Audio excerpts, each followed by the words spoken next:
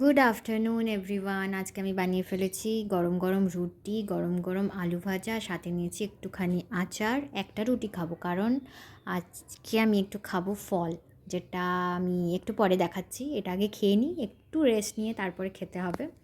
তাহলে চলো খাই।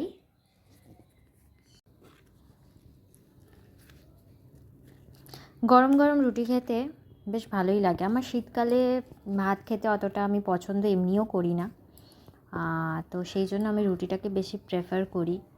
তো এই যে সাথে কাঁচা লঙ্কার বাইট দিয়ে দারুণ লাগবে।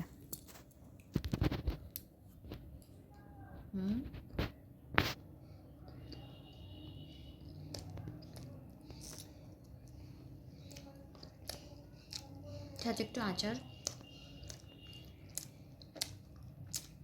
Heavy heavy.